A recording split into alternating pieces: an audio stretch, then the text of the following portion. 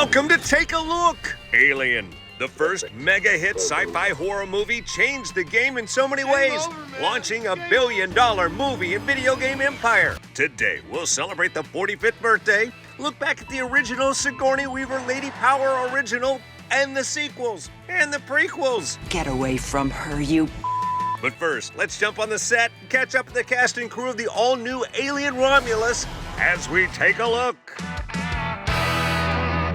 And welcome to Take a Look. Like I said, it's our half hour dedicated to all things Alien, specifically Alien Romulus. Let's start it off with a bang with the whole cast. Give yourselves a big round of applause.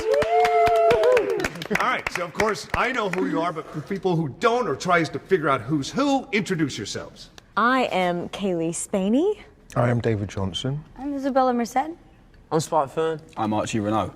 All right, so who wants to tell me what they're going to remember 20 years from now, looking back to the day? What was the day that was truly the scariest for you on set? I know horror movies aren't always scary to make, but certainly there had to be a moment. I think coming face to face with that xenomorph, I mean, I had a real moment with it, and it was absolutely terrifying. Also, Fede Alvarez, our director, he, in that particular scene, because I think fear is one of the hardest things to play, he let the camera roll for what felt like 10 minutes straight, and so it was just 10 minutes of absolute fear. So and that creature's just pretty incredible, but also really freaky. Yeah, that was a wild day. Did anybody have a love of Alien, the franchise, before jumping into this? I think we all did. Yeah, I think we're all big fans. Anybody have nightmares from any of the Alien movies prior to this? Yeah, I think we all watched it pretty young, maybe too young. I think we haven't had the same experience. I think our dads showed us, but yeah, I think that was the first horror movie I ever saw as well, and that's probably what started my I don't know the right word, but fascination with horror, but just being so scared of horror movies. But yeah, I think when, especially after getting casted, I become like a true fan before jumping into it.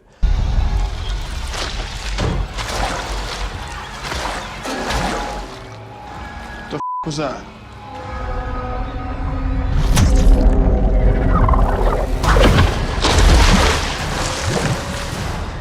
Yo!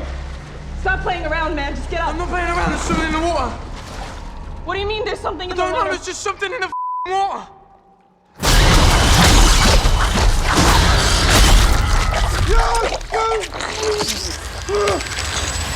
Run.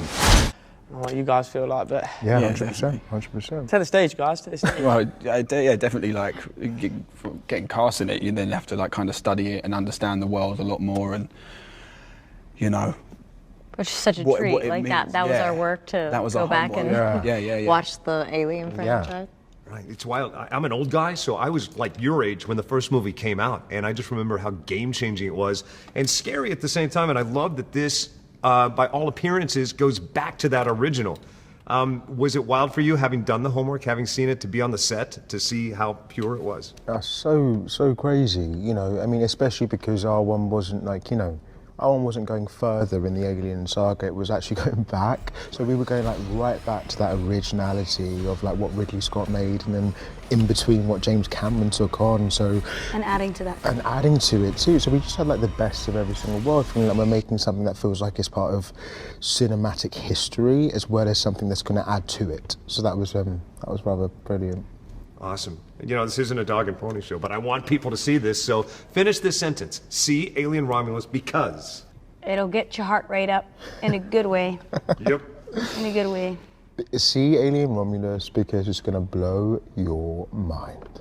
See Alien Romulus because it's a true cinematic experience that deserves to be seen in the biggest theater you can possibly find. Yes. Amen. See Alien Romulus because it will transport you back to a bit of that magic from the original films. See Alien Romulus for a great time. I say see Alien Romulus because you guys are awesome, and give yourselves a big round of applause. You know who else is awesome? Fede, your director, coming up next as we continue this special. He talks about his roots, why he loves aliens, and how Ridley and he will forever be connected at the hip. We'll be right back. Oh, God. Love you guys.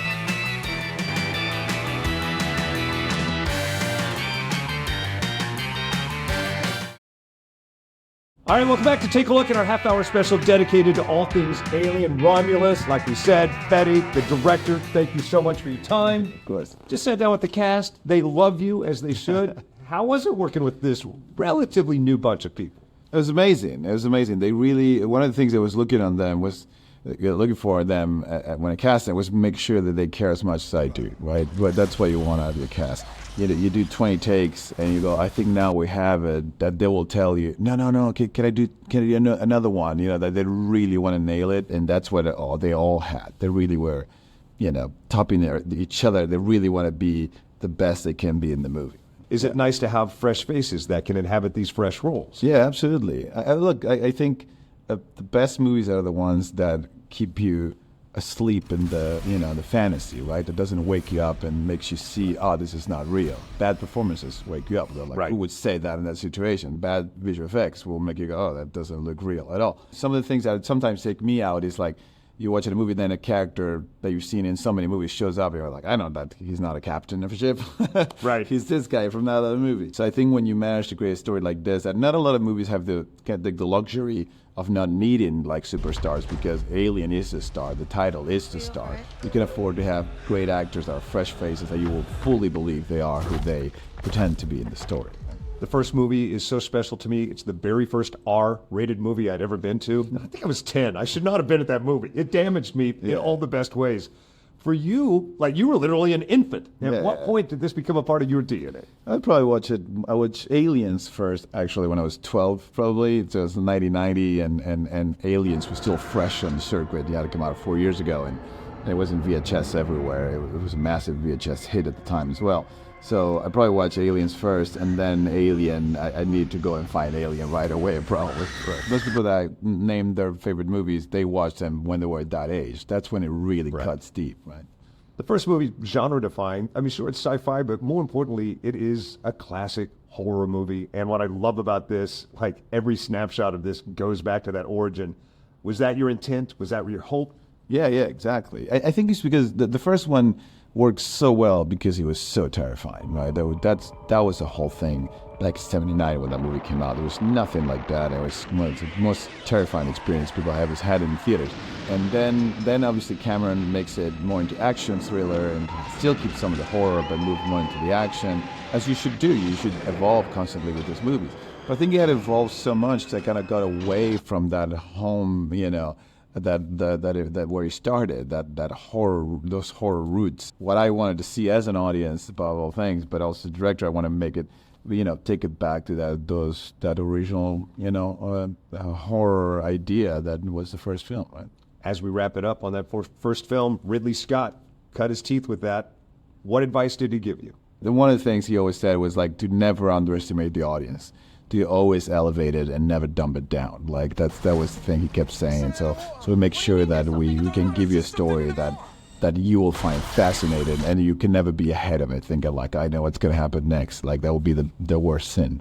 Well, I think you passed the torch the right direction. This is one of the best Alien movies ever made. I hope so. And I'm not just saying that because we're in the middle of a half-hour special, but we are. And when we come back, the aforementioned Sir Ridley Scott talks about all things aliens then and this. We'll be right back.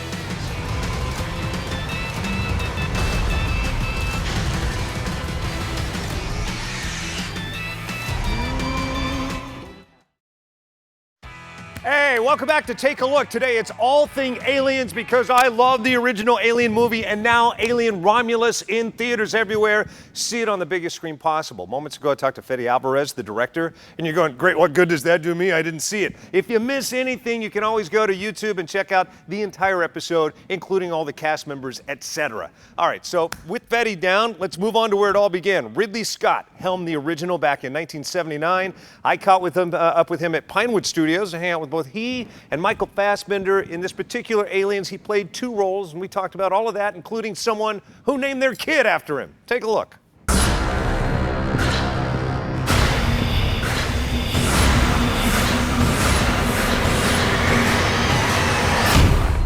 Where is it?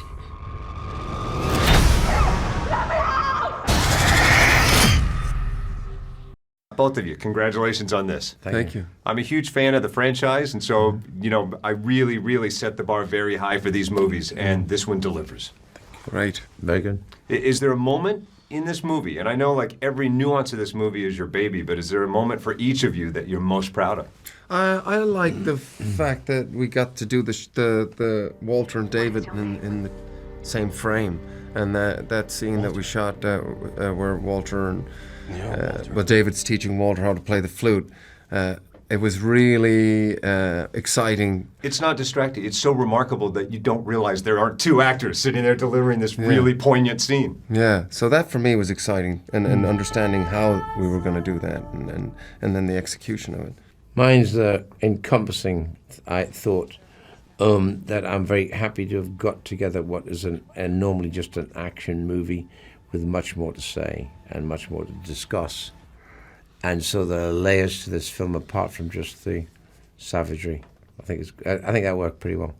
And the thing about it, there's so many twists and turns in this movie. This might as well be Murder on the Orient Express. There's so many plot spoilers along the way. Could be, yeah.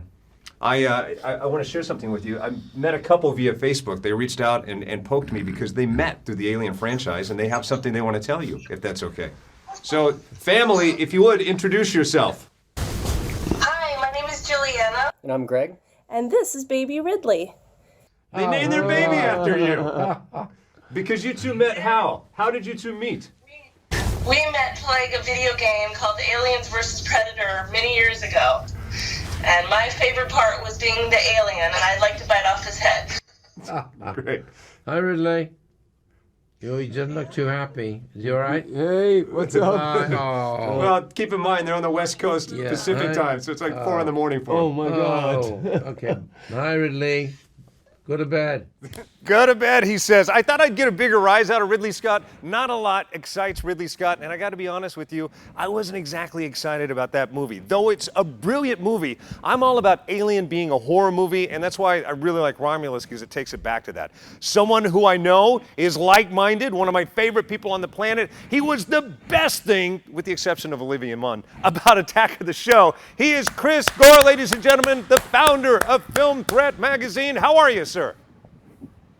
You've got a lot of enthusiasm for this early in the morning, but thanks, Mark. I really appreciate it. You're always a great supporter of mine. I got a lot of coffee going at all times. Yeah, I am enthusiastic about this. Okay, good. I'm worried because we had a brief chat during commercial, and I don't know whether you like this or not. What are your thoughts on Romulus? Well, I love the Alien franchise. I mean, one of the greatest sci-fi films ever made. Created a new standard in horror. Aliens, James Cameron went another direction and upped the ante.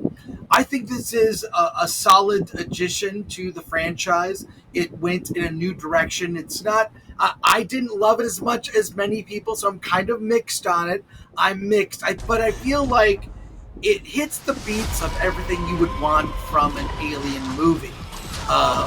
People in peril, you've got face huggers, chest bursters, and characters you care about, so it hits all those beats, but I'm a little mixed. My favorites are the early films. I love that it's become general discussion now. Face huggers, chest busters, it's just a thing that we throw out there because he's created such a world. I interrupted, go on. No, it's good. Like, look, I'm in the theater. I don't care. You know, good movie, bad movie, Alien. If it's Alien, I'm there. So I'm a little mixed on it, but I'm very excited about the popcorn buckets that are in theaters.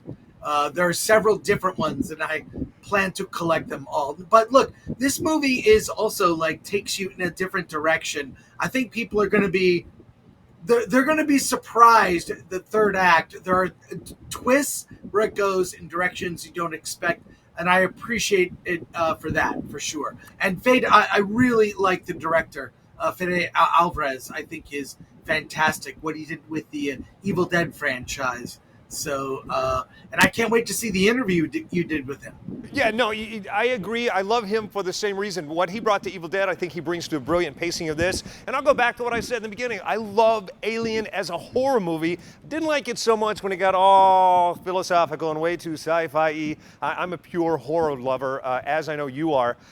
One thing I will say, the first movie, although I think unintended, they flipped the role's gender at the last minute, brought Sigourney Weaver to fame, and also like the power punch woman in the forefront to the front. And I think this movie does it as well. I think it has a nice homage to that power, right? Yeah, it does. It's a great job. Like the original Alien was more of an ensemble piece, and they kind of built up Captain Dallas, to be the hero, and then he's off in the middle of the movie, and then Ripley kind of rises to prominence. But she's the smart one. She's the one that says, "Hey, don't bring him in. We have protocol. Hey, should we be doing this?" I mean, she is the smart one all along, and she is an iconic character, Ripley. So people reference her as the sort of original girl boss, along with Linda Hamilton. So, and this movie, not to plot spoil, does have a character that starts to take the lead in a very similar way. All right, as we wrap this up, see this movie on the big screen. Do you recommend it that way?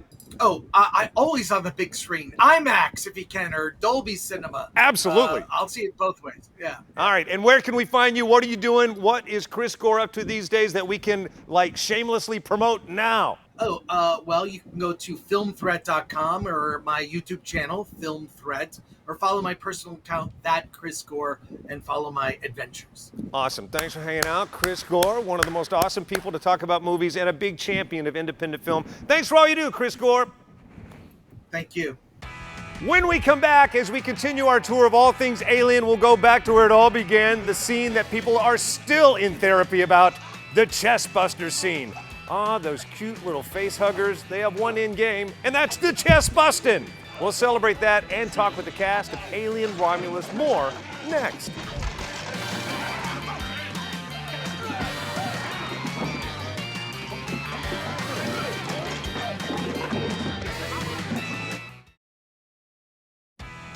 Hey, welcome back to Take a Look, where we celebrate all things Alien. The original movie turns 45 this summer, and now we celebrate Alien Romulus. See it on the biggest screen possible. Let's go back to the original. I am still in therapy to this day because of the chest busting scene. Oh, those cute little face huggers, they have one end game, and that's the chest busting. So let's go back to 1978 when they were making this movie. H.R. Geiger, this brilliant prop master, special effects master, got together with Ridley Scott and designed that effect.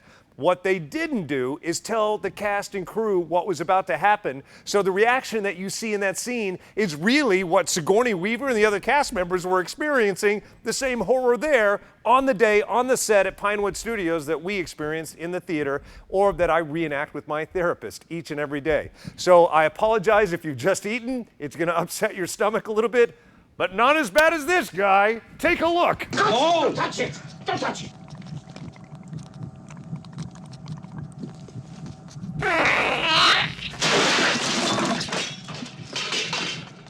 Yeah. Again, more therapy about that. Another thing H.R. Geiger, the guy that designed the set, didn't tell Ridley Scott even, is that those were real, I don't want to go deep into it, but let's just say he stopped by the butcher shop before that scene happened. So a lot of that was real icky. All right, moving on. Shake that off. Let's talk about this new movie and why you need to see it. It is phenomenal. One thing about it is that it's going back to the original horror roots. However, it doesn't have the thoughtful sci-fi elements that, say, Covenant or Prometheus had. By the way, I went on the set of those movies and talked with the likes of Danny McBride and the cast about them. Look. Well, and I know you guys are going to watch this. It's a little too late to send me home now, so I might as well be honest. I have been arrested 3 times, and I have stolen a vehicle, and I also punched a police officer's horse in the mouth on St. Patrick's Day. And you guys have handed me the keys to the most expensive spaceship in history. Suckers. You know, jumping into this franchise, jumping into this movie, has it made you consider what you would do in space travel? Like, what's one thing that you would definitely take with you on this voyage? Tequila. Yes, more tequila, yeah. I'm good with tequila. Mm-hmm. Yeah. That's all enough. I would stay at home, I think. I don't think I would actually go out into space. Oh, yeah, I don't have the courage for that. No, not at all. Yeah. My problem is, like, with the tequila, aren't you worried that you would run out of Advil or pain reliever and still just have tequila left over? Well, moderation is important. As soon as possible. Yeah. Okay. All right, if you could take one album, one set of music into space from one artist or genre, what would it be? Probably Styx's first album. Yeah. Rafi, I think, one of his first albums. Which one was it? What was it called? Yeah, what's the name of that? I forget. It's beautiful though, and yeah, that's what I would take. Great call. And Voodoo Lounge, Rolling Stones. Pretty much have the wide spectrum with the Rafi sandwich in the middle. Yeah, yep. Food. What if you could only take one That's what food? I'm having for lunch, the Rafi sandwich. Love me some Danny McBride. This whole show I've been talking about how Alien Romulus goes back to the original Alien and that it is pure horror and sci-fi. And while Covenant and Prometheus went too deep into the sci-fi for my taste, I did like the humor McBride brought to it. So I salute you, Danny McBride, wherever you are. Hopefully in a big theater, the biggest screen possible, watching Alien Romulus. I suggest you go see it. That wraps up this week's show. If you missed any part of it, always jump on YouTube. Check out Take a Look. We'll go in a deep dive of this and every movie. We'll see you next time. Be careful what you eat.